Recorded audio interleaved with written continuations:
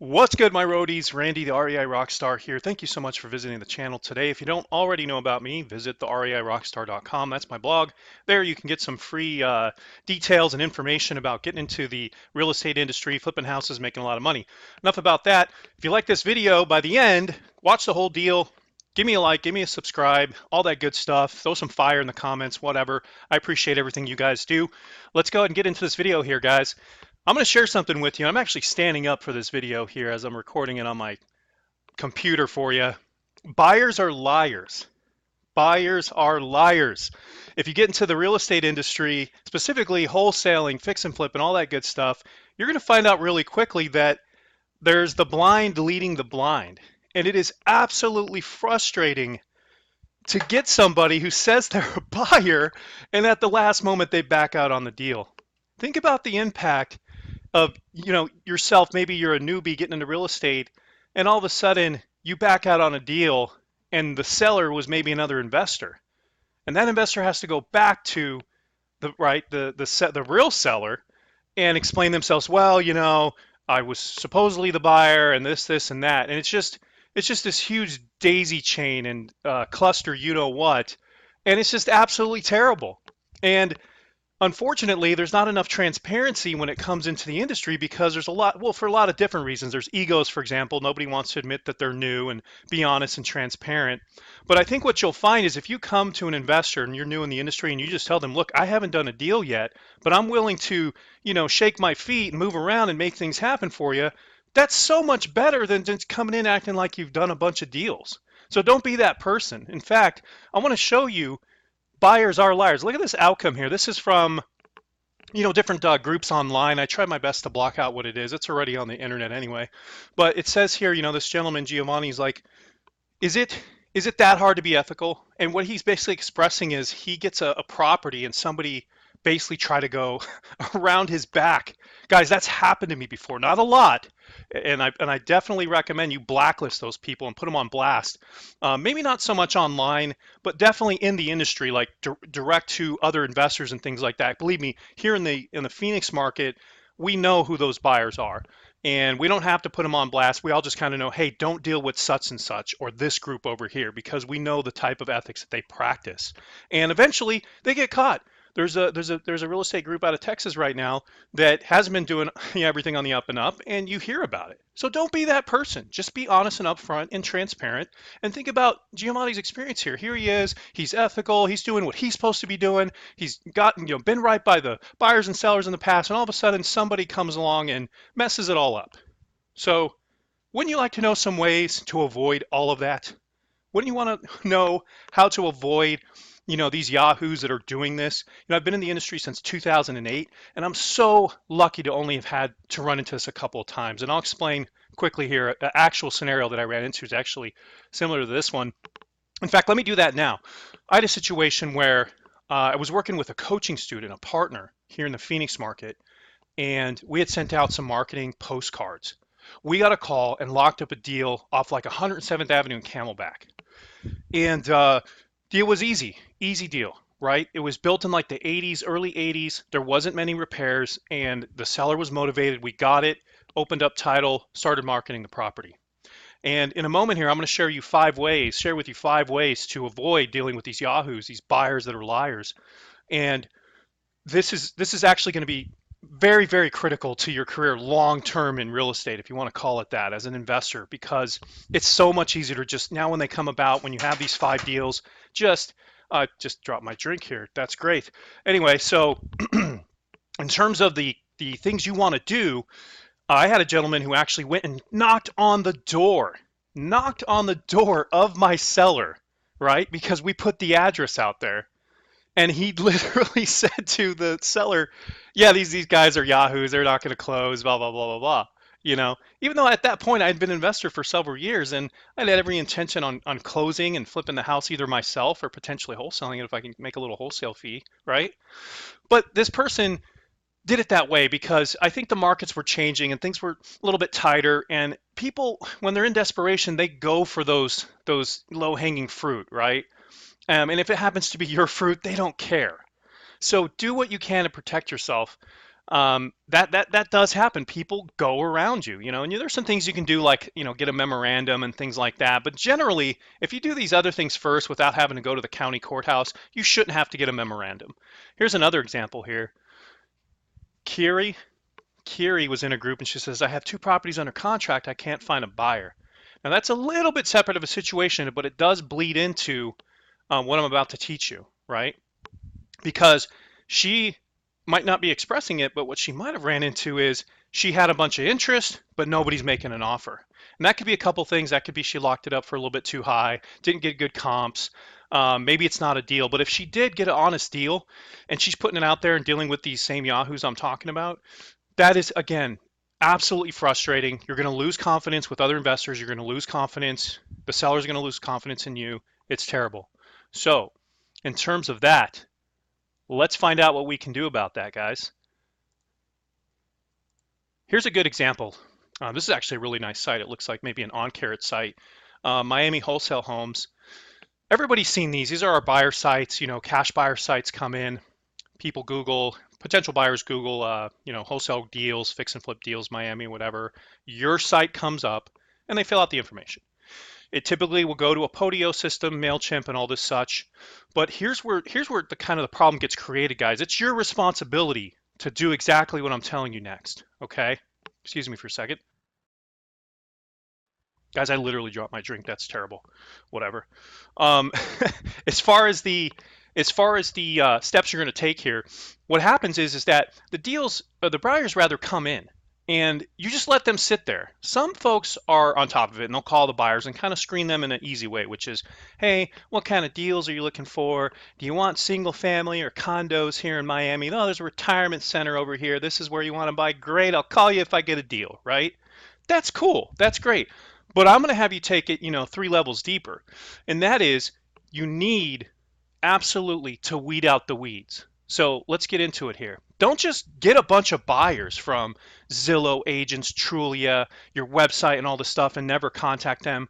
And don't just contact them and figure out what they're looking for. You need to do these other things. So let me share this with you guys. If you like this video so far, give me a like, show me some fire down in the comment section. I appreciate every single one of you. I know I haven't posted on this channel for a while, but I have a couple of videos that are going to be awesome coming up this week and next week, just working on businesses and deals. So here's the tips here. Weed out the weeds. And what I mean by that is that you're not that lucky.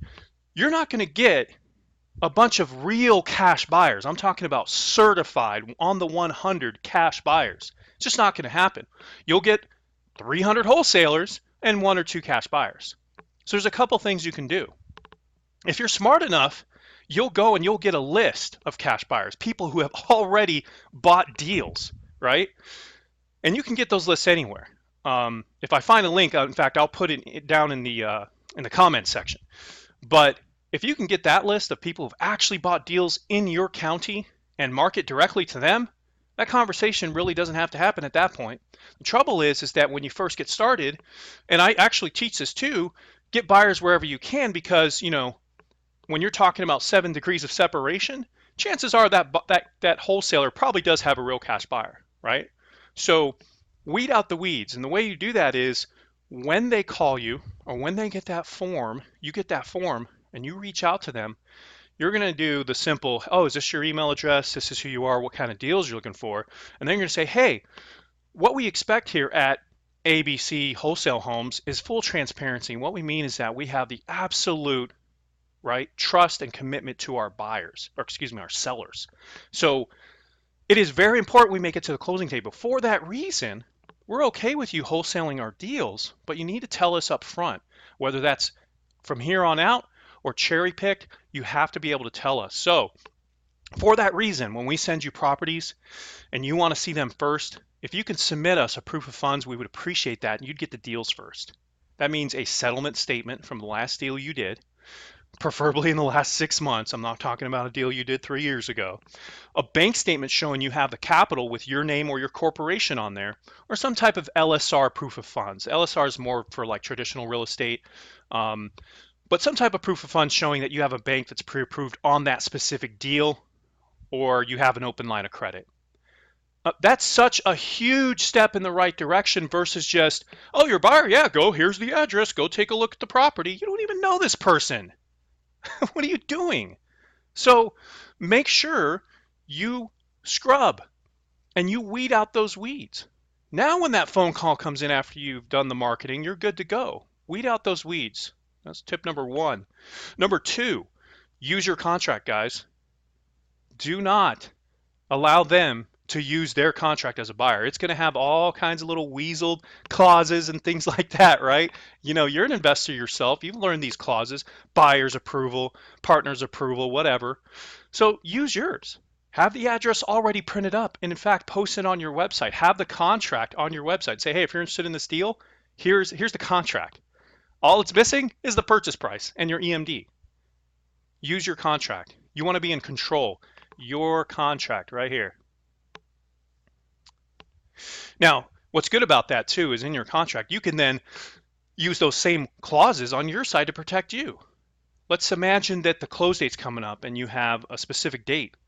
You can have a clause in your contract that says that for every day they don't close, you're going to charge them $250. You think that's going to motivate them? You think they're going to want to pay you another $250 above your $300,000, wholesale price? Or make even worse, make it a percentage. Make it a percentage of the purchase price, right? 900 a day, 1500 a day. What this means is you mean business. You mean business and you understand how this works. Probably a given here is an earnest money deposit, guys. It's one thing to have somebody go on an appointment and be like, oh, I'm interested. Yeah, I want this deal. Great, 3 days, they've ghosted you. 3 days has gone by. There's no earnest money, and you've taken the property off the market or put it pending. You missed out on all the sizzle that you put out there, right? So don't do that. You put pressure. You put pressure on that buyer. Are you interested? No, you're not. No, you're not. I'm going to still market the property. Listen, call me when you show me a picture of the earnest money deposit, either at your bank or dropping it off at my title company. So my title company will actually send me a faxed emailed copy of their earnest money deposit. Then I'll go ahead and put it pending, off market, pending backups. Okay? So earnest money, number 3, earnest money. All right, here's number 4, guys, and this is a big one, just as important as that first one. Don't show the address.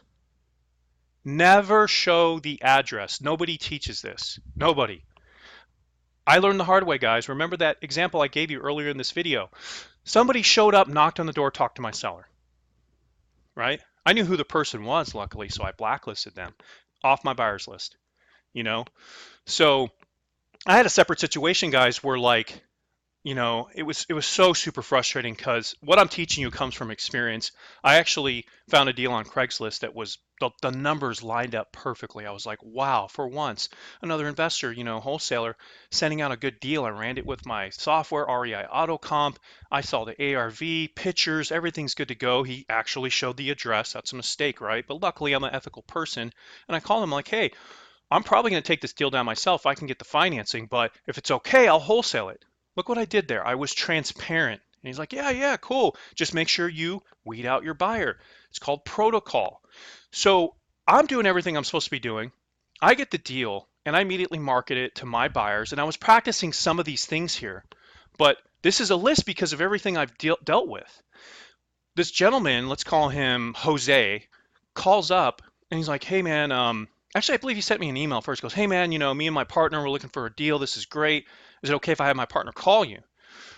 I'm like, okay, sure, have him call me. So the gentleman calls me and he's like, yeah, I'm interested in the deal. And I start screening him a little bit. I'm like, oh, okay, what kind of deals do you? He goes, oh, I take down single families mostly. And I own a couple businesses. I want to say he had like some type of like adult club, gentleman's club or something like that. So I knew he had capital. He had a lot of cash coming in monthly. But having money is one thing. Being able to execute is another. So I'm sitting here trying to weed him out. I'm like, okay, here's the address. Go take a look at it, right? So he books an appointment with me. I drive out there. I believe the property was like in Ahwatukee. And I call my seller, which is the investor who has it locked it up with the seller, right? And I'm like, hey, dude, we're going to show up at 3, blah, blah, blah. Dude, this guy never shows up. Like, he doesn't show up at all. And I looked like a total idiot to the actual investor. And this investor, I found out later, has actually done a lot of deals, been in the business a couple of years longer than me. So I felt terrible. So I had to come up with this excuse to him saying, "Hey man, I wasn't able to find the property. Something wrong with GPS, iPhones. You know how that goes." I was like, "Get me out there tomorrow." So I'm already mad. I'm already like, "Dude, what are you doing? You don't even show up. You didn't even call me." Finally, he reaches back out to me, "Hey man, I couldn't get off work in time. Can I go see the property?" I'm like, "Yeah, sure. What time?" He gives me a time. I go out there.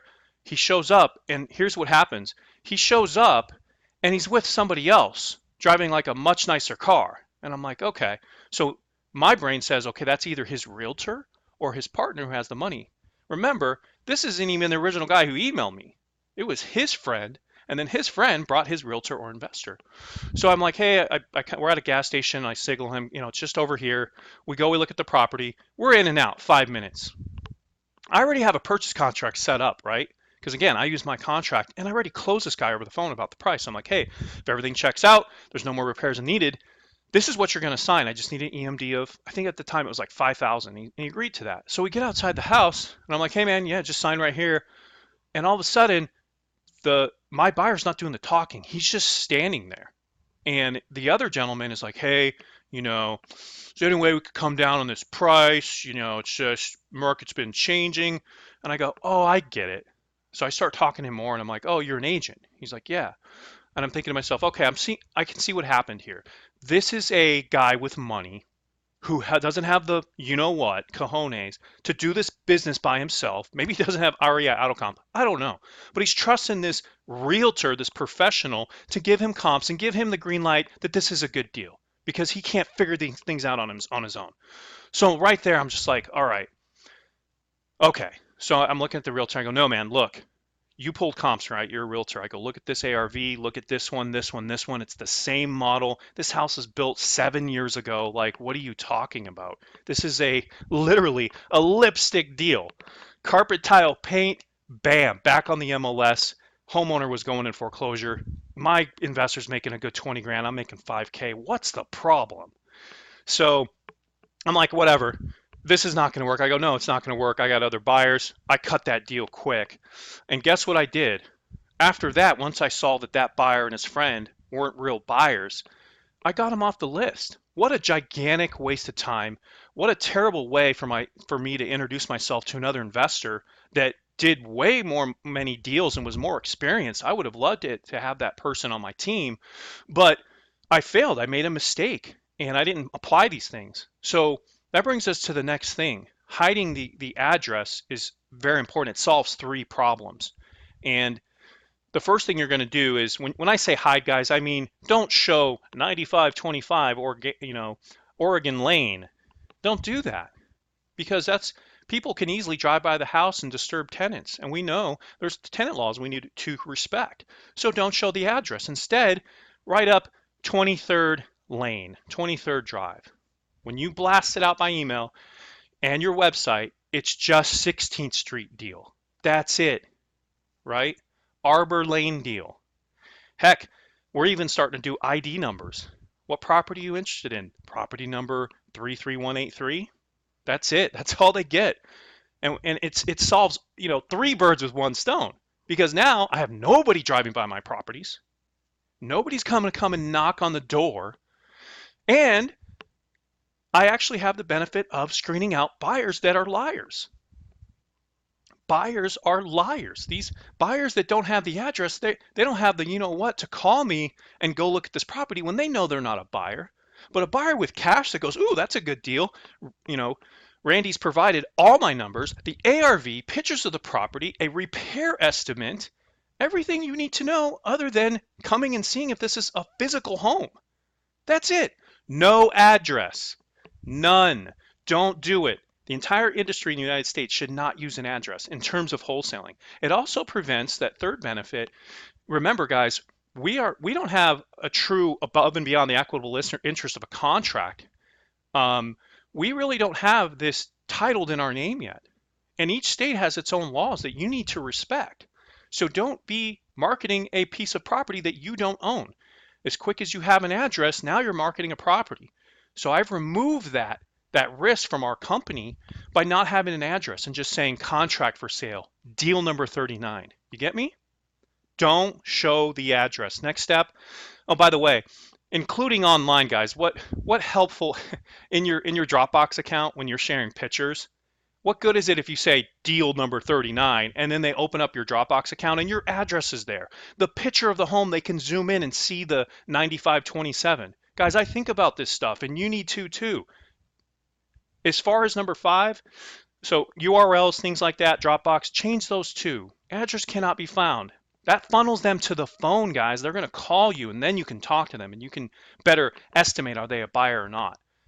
And are you already on my buyers list? Have you sent in my proof of funds? So I take them back through that other process. Finally, demand transparency. So when you're talking to them and you finally funnel them over the phone, you give them the same pitch every single time. You say, hey, great, appreciate you. Hey, what was your last deal you did? You take control. What's the last deal you did? Wonderful. Listen, we take the utmost respect to our sellers. We want to make sure we close on time. For that reason, we use our contract. Our contract has a $250 a day late fee. Don't be afraid to say this. They're going to get it. Look, we don't want daisy chains, Mr. Buyer. Do you understand? We don't want daisy chains. We want somebody who can come in and take down a good deal and be confident in finding this deal without having to talk to their mother, their realtor, right? We want people who can execute, demand that transparency because you're being transparent. You should expect them to be transparent. So don't settle for anything less. You can weed out everybody who's the true weeds and you can get to that beautiful sunflower, right? Who's going to close on the deal and make it rain.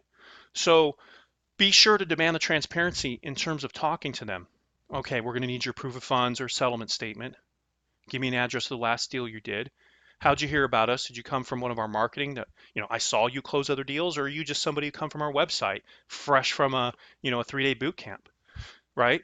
And that's okay. I'm not mocking that. What I'm saying is be transparent, both sides. Be a newbie, but tell everyone you're a newbie. You'll get much more respect, and in the long run, you'll last much, much longer. Guys, thanks so much for joining me on this video. REIRockstar.com, check it out. I want you to floss, guys. Don't forget to floss. Just to tag, follow, like, opt in, share, and subscribe. Again, throw me some comments, some questions. If you appreciate this video, share it. Check out my channel. I've got tons more on the way. Have yourself an awesome day, and take care.